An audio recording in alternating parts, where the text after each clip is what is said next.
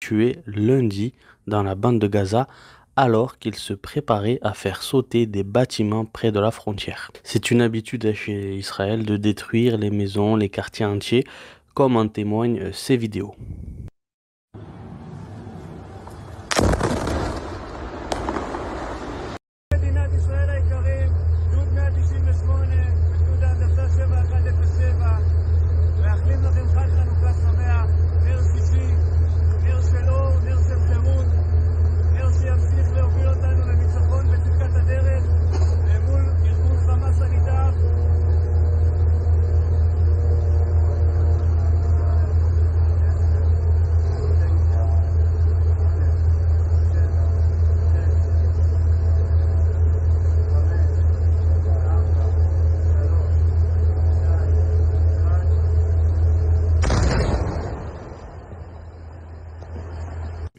Bon voilà, les mecs, ils se filment sur TikTok, sur Instagram, en détruisant des bâtiments là où vivaient des familles entières. C'est d'une telle arrogance. Mais bon, écoute ce qui s'est passé le 22 janvier. Alors, l'incident s'est produit alors que plusieurs bâtiments désignés à être détruits étaient en train d'être équipés d'explosifs placés par l'armée israélienne. Une première enquête révèle que l'explosion s'est produite alors qu'une force israélienne combinée d'infanterie, de blindés et de troupes du génie travaillait à la préparation d'une zone de sécurité. En gros, ils voulaient raser plusieurs bâtiments pour créer une zone de sécurité. Alors vers 16 heures, un combattant du Hamas sortant vraisemblablement d'un tunnel et donc il n'a pas été détecté, a tiré une roquette anti-char sur un char qui sécurisait l'opération. Il a causé la mort de 2 soldats dans le char et en a blessé 2 autres. Puis il a rechargé son lance-roquette, son RPG, et il a tiré une deuxième fois. Alors une roquette a été lancée par le combattant du Hamas en direction des bâtiments occupés par des dizaines de soldats dans le cadre de l'opération, a déclaré l'armée israélienne. Les premières estimations suggèrent que le tir de la roquette anti-char dans le bâtiment, en direction du bâtiment, a déclenché en fait plusieurs explosifs posés par la force à l'intérieur, provoquant l'effondrement complet du complexe de 2 bâtiments en raison de l'explosion massive. Donc ça a été rapporté par les porte-paroles de l'armée israélienne. Donc c'est les premiers éléments de l'enquête. Et donc en gros, tu as un mec, il tire au lance-roquette, il détruit un char, et ensuite il tire une deuxième roquette sur le bâtiment qui était bourré d'explosifs, et il a fait tout péter avec les mecs qui étaient à l'intérieur. Alors Netanyahou, le Premier ministre, mais aussi le ministre de la Défense, Gallant, et les membres du cabinet de guerre comme Gantz se sont exprimés après la lourde perte militaire. Alors je cite, « Nos cœurs sont brisés ce matin, cependant nous poursuivrons notre chemin pour garantir à Israël la sécurité. » Alors là aussi, je cite, « Un désastre, ce sont les mots du porte-parole de l'armée israélienne, Daniel Hagari, qui a annoncé le nom des membres éliminés ce lundi par les brigades Al-Qassam à Gaza. » אתמול היה אחד הימים הקשים מאז פרוץ המלחמה. אנחנו איבדנו 24 מטובי בנינו הגיבורים שנפלו על הגנת המולדת. יחד עם כל אזרחי ישראל, אני דואב על כל אחד ואחד מהם. אני מחבק את המשפחות שעולמם השתנה לעד. אנחנו שולחים תפילה כאן לשלום. Alors je rappelle que c'est 21 soldats qui sont morts. D'ailleurs, regarde ce court extrait. Alors c'est une vidéo de caméra, une GoPro. Alors ce sont des images immersives capturées par la caméra donc d'un soldat israélien lorsqu'il a été pris dans une embuscade à l'intérieur d'une maison dans la bande de Gaza.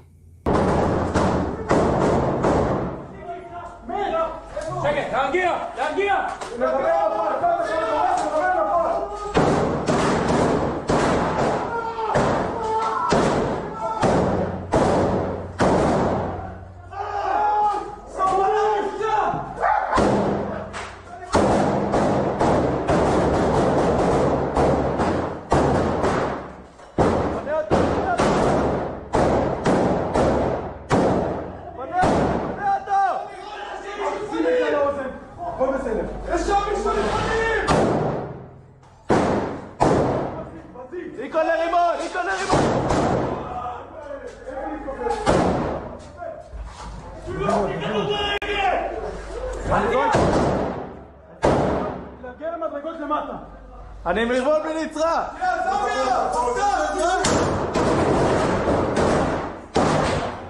לימון!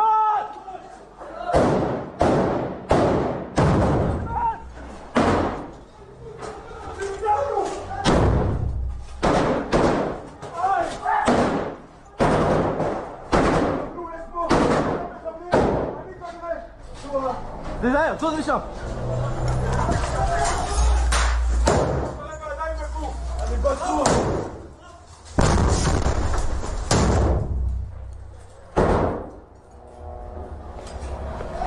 קבלו, יש כאן איזה...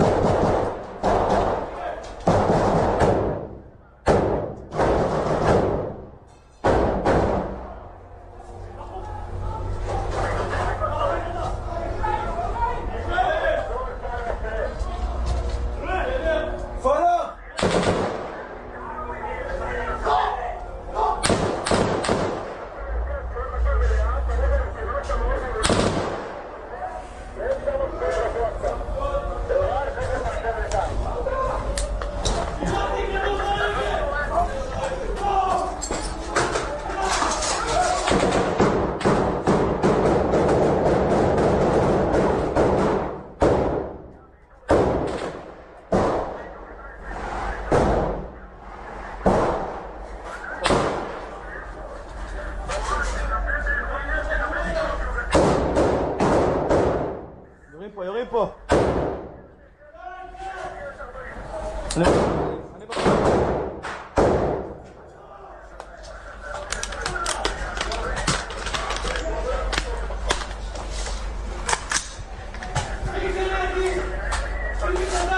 זהירות! שלא יהיו פה דוצים, חבר'ה.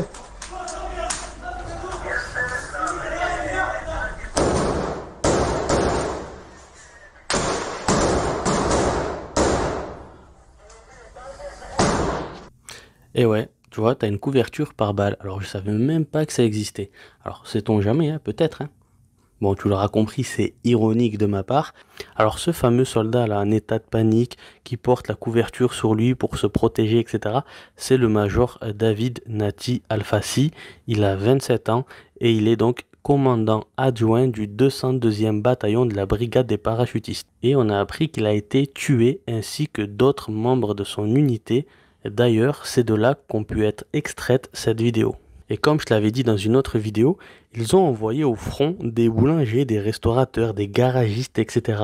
Ils ont le grade, ils ont l'uniforme, mais ils n'ont pas le savoir-faire. Ils se font littéralement défoncer par les brigades Al-Qassam. Et où est-ce que tu as vu un major se cacher sous une couverture quand ça tire? Là, on parle d'un major, les gars. Un major, c'est pas un simple bleusaille, c'est un major. Mais ce que je veux te faire comprendre, c'est la réalité des choses. Parce que tu as d'un côté le gouvernement israélien qui nous vend du rêve, qui nous dit oui, c'est la meilleure, c'est la plus puissante, etc. etc. Et de l'autre côté, tu as la réalité du terrain avec, par exemple, ces images qui nous montrent la vérité sur les soldats. Et ouais les gars, là c'est pas TikTok, d'accord? Vous n'êtes pas en train de vous filmer, c'est pas Call of Duty, c'est la vraie vie. Et tu vois que dans la vraie vie, ça se passe pas comme ils le disent. Et ça c'est une autre vidéo, alors regarde et écoute la panique qu'il y a dans leur voix. Cette armée devient la risée du monde entier sur le net.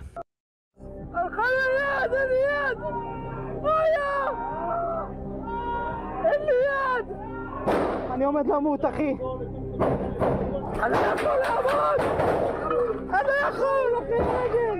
כד, הרגל שלי, הרגל, אני לא יודע. Je me trouve dans une zone dangereuse. En regardant à gauche, je me rends compte qu'à cet instant, il n'y a personne pour me venir en aide.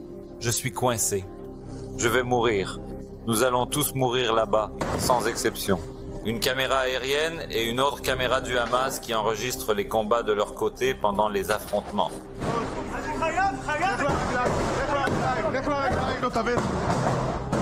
רגע, היד שלי כואבת. אז שב על זה, תוציא עוד רגע. שנייה רגע. אומץ, ובעיקר נרמוז כבר בתחילה נס גדול בסיום הקרב. Vous avez plus de 50 ans et vous souffrez de douleurs articulaires, même très ponctuelles, ne prenez pas ces symptômes à la légère. Et ce qui est complètement frappant, c'est quand on compare les vidéos diffusées par l'armée israélienne et celles des brigades Al-Qassam. Alors sur les vidéos israéliennes, on voit les soldats tirer toujours dans le vide. On ne sait pas ce qu'ils ciblent ni sur quoi ils tirent. Vraiment, ça tire toujours dans les murs, etc. Par contre, je suis désolé de le dire, mais celles du Hamas, ils filment systématiquement leurs cibles, faisant même des montages vidéo. Et donc, on peut être sûr que d'un côté, ça touche des cibles et de l'autre, ça tire dans le vent.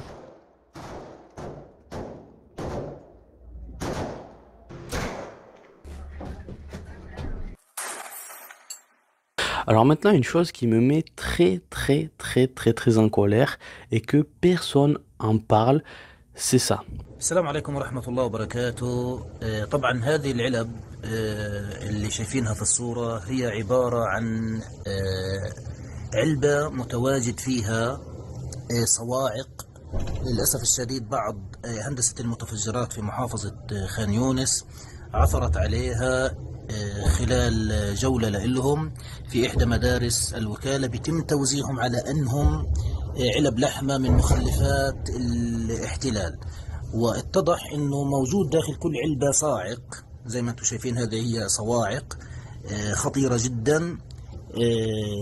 في حال فتح العلبة بطريقة ما بيتم تفجيرها بشكل مباشر، ما يؤدي إلى بتر بشكل أو قتل الأطفال الموجودين اللي بيلعبوا فيها. فهذا تنويه طبعا للجميع، ويا ريت الكل يكون ماخذ احتياطاته ويتأكد انه هذه هي عبارة عن شغلات متفجرة وليس شغلات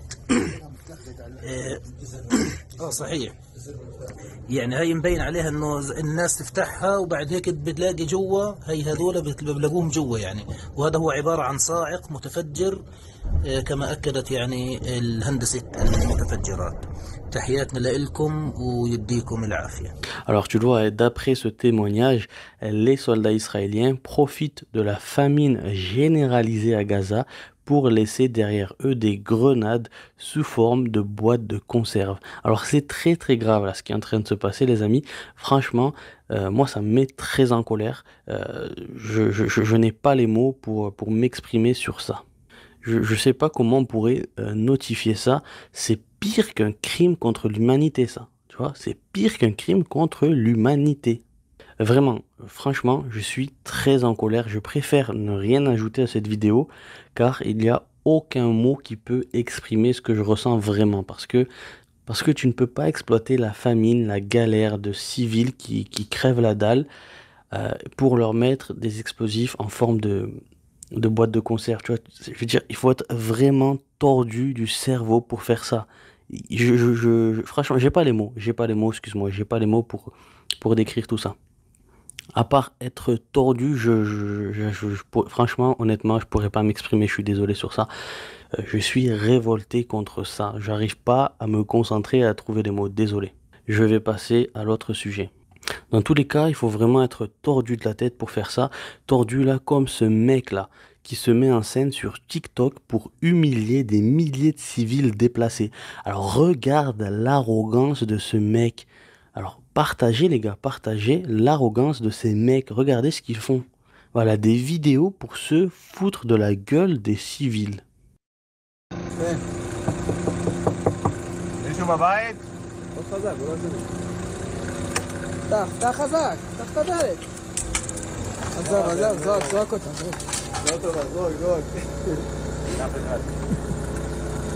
Bon allez, on va continuer avec une autre information avec le rapport américain. Alors, les responsables du renseignement américain affirment que le Hamas a toujours la capacité militaire d'attaquer Israël pendant de très nombreux mois. Mais selon l'armée israélienne, environ 9000 membres du Hamas ont été tués.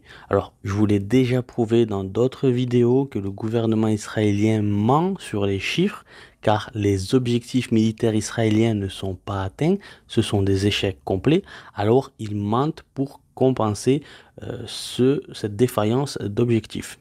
Alors 9000, ce chiffre, il sort de nulle part, il est invérifiable. Et comme on connaît la fâcheuse tendance du gouvernement israélien de mentir ouvertement, on peut se poser des questions. D'où sort ce chiffre de 9000? Alors dans ce chiffre, on peut y introduire n'importe quel civil tué ou bombardé. Alors n'importe quel homme âgé entre 18 et 65 ans peut être considéré comme appartenant au Hamas, même si ce n'est vraiment pas le cas. Un homme peut être simplement un artisan, un commerçant, un citoyen, sans jamais avoir porté une arme de sa vie. Mais pour le gouvernement israélien, oui, un homme qui a l'âge de se battre et qui est dans un secteur où il y a des combats, des affrontements, est nécessairement un combattant du Hamas. Donc voilà, le gouvernement israélien va venir grossir les chiffres, on va se donner du courage, on va mentir sur les chiffres pour remonter le moral des soldats qui au passage est au plus bas et celui des citoyens israéliens qui est gravement affecté par la désillusion de cette guerre. Et oui les gars, comme je vous l'ai dit, il faut des victoires politiques. Alors il y a la guerre, d'accord, et il y a la politique, c'est deux choses qui sont complètement séparées. Et comme je te l'ai dit, il faut donc des victoires politiques pour les citoyens israéliens, mais aussi pour le reste du monde. Israël n'a pas le droit de se montrer faible au monde. Donc tu vois, sa défaite, elle n'a pas le droit de la montrer au monde entier. Donc qu'est-ce qu'elle fait? Elle ment. Et Netanyahou, pour garder son poste, pour éviter des troubles politiques et surtout des troubles à l'ordre public avec des méga manifestations, etc., il doit mentir. Il a donc besoin de montrer que l'armée israélienne est la plus forte en donnant un chiffre élevé et invérifiable de combattants du Hamas tués. Mais la réalité démontre tout autre chose. Les attaques de roquettes du Hamas envers les colonies et les villes israéliennes sont régulières, même après 4 mois de guerre. Alors que Netanyahou affirme à la télé que le Hamas est fini, que le Hamas n'a plus la capacité de se battre, etc., le Hamas continue d'attaquer Israël avec des roquettes. Alors selon les estimations des services de renseignement américains, Israël a tué environ 20% des combattants du Hamas dans la bande de Gaza depuis le début de la guerre. Alors selon le rapport du Wall Street Journal plus précisément, citant des responsables qui ont confirmé que les détails provenaient d'un rapport classifié. Alors les États-Unis estiment également que le Hamas possède encore suffisamment d'armes pour poursuivre ses attaques contre Israël et contre les forces militaires israéliennes à Gaza pendant des mois encore. Et même, il rajoute que le Hamas tente de réhabiliter ses forces de police dans certaines parties de la ville de Gaza, alors que, comme je le disais à l'instant, Netanyahou affirme que Gaza est sous contrôle israélien. Alors, le Hamas, c'est environ 20 000 combattants. Et on a 20% donc de combattants qui ont été tués. Donc ça nous fait 4000 combattants tués. D'accord? 20% de 20 000, ça nous fait 4000 combattants tués. Il reste donc 16 000 combattants. Et si on dit que le Hamas, c'est 30 000 combattants, alors là aussi, 20% des combattants tués sur 30 000, ça nous fait 6 000 combattants tués.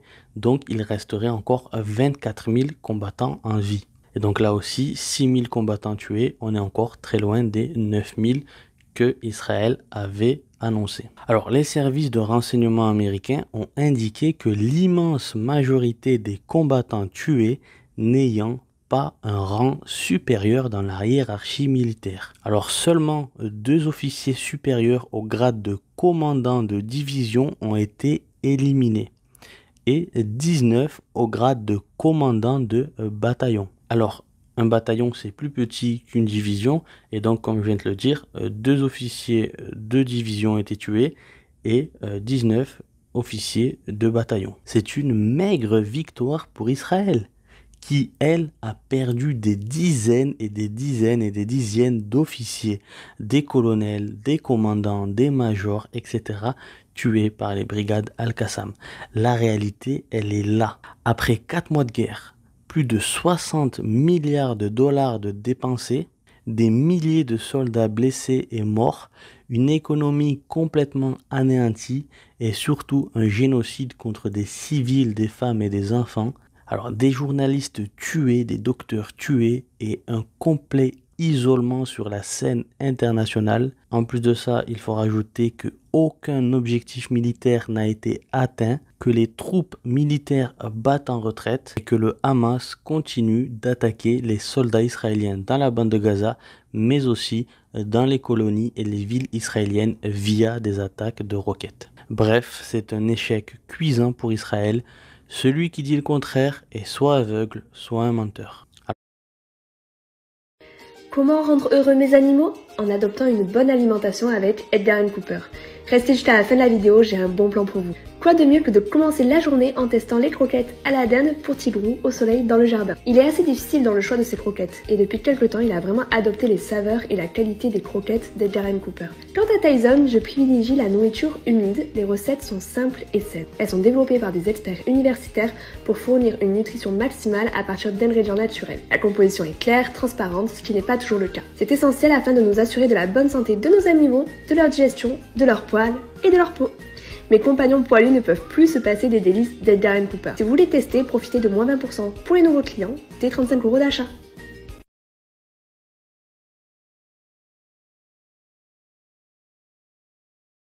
Alors écoute ça maintenant, autre info.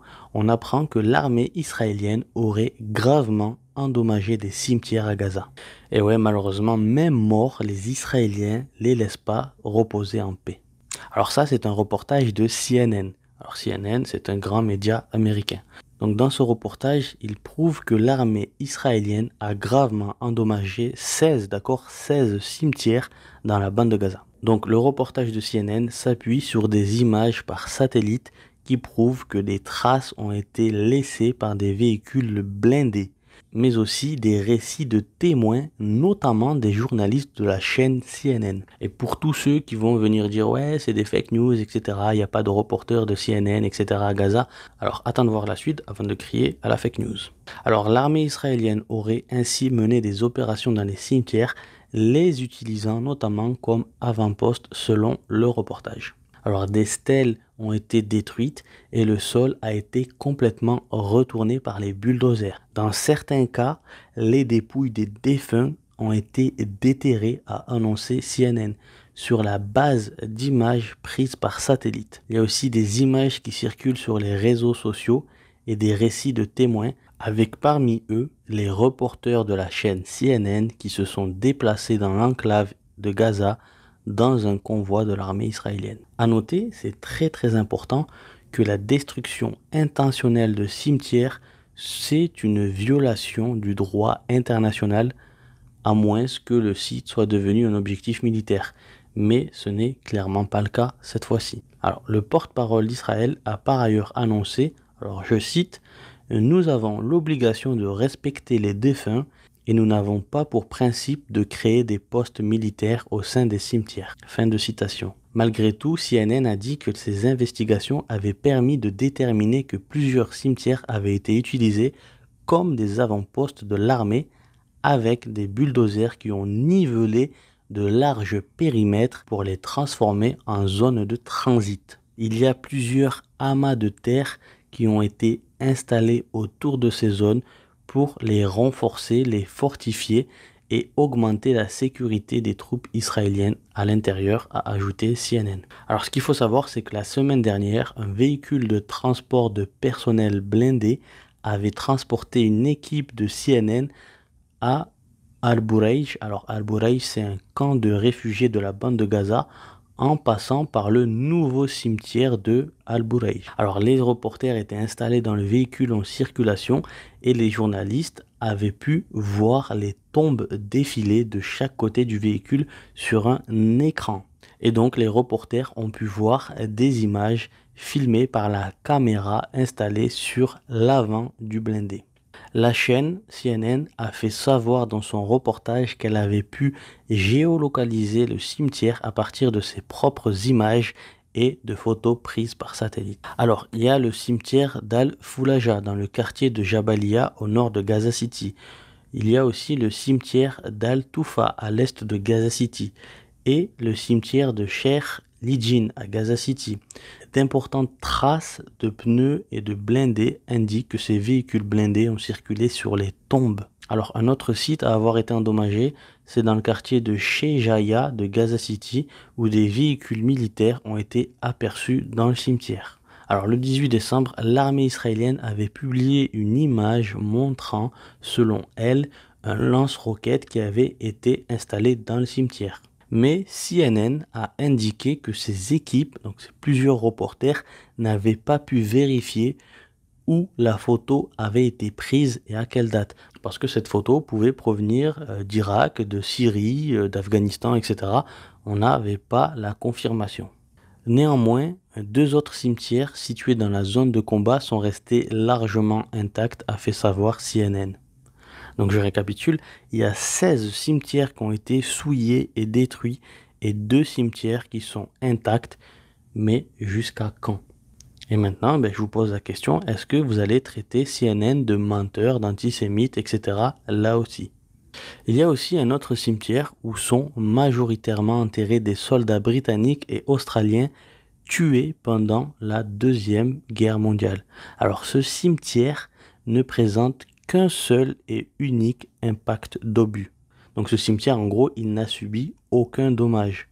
Alors que la zone autour de ce cimetière a connu des combats et est complètement détruite.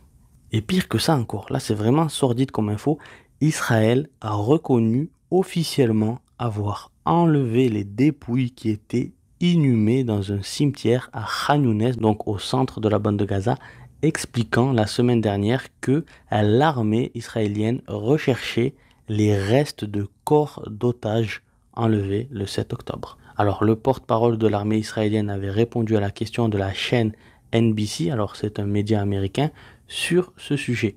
Alors le porte-parole israélien a dit dans un communiqué que l'armée était, alors je cite, résolue à remplir sa mission urgente de sauver les otages en vie et de ramener les dépouilles qui sont retenues à Gaza. Fin de citation. Alors si j'ai bien compris, on va récapituler. On va détruire des milliers de tombes de Palestiniens pour trouver des hypothétiques corps d'otages israéliens qui sont peut-être même pas enterrés là-bas. Voilà l'information de dingue. Alors le gouvernement israélien se défend en disant qu'elle enlève les dépouilles pour les analyser dans un endroit sûr. Mais du coup, on peut se poser la question sur quelle information elle se base pour sélectionner cette dépouille-là ou cette dépouille-ci.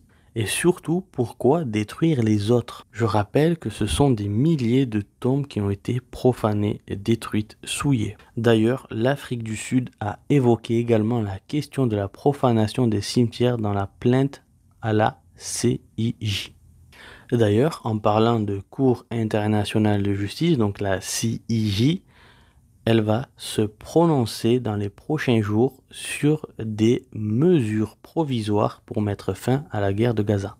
Alors, le panel de 17 juges décidera d'approuver ou non la demande d'injonction provisoire de l'Afrique du Sud pour mettre fin à la guerre. Alors, rappelle-toi, au cours de l'audience, l'Afrique du Sud a demandé des mesures provisoires comprenant 9 directives contre Israël. Il s'agissait notamment d'un appel à un cessez-le-feu, au retrait des forces militaires israéliennes de la bande de Gaza, à la cessation de toutes les activités militaires, à l'introduction d'une aide à Gaza et à des mesures visant à dissuader et à sanctionner l'incitation au génocide, entre autres. Ils ont souligné le nombre disproportionné de victimes civiles à Gaza, y compris les risques de mourir de faim et de maladie en raison du blocage de l'aide humanitaire, et que ces actions violent le droit international.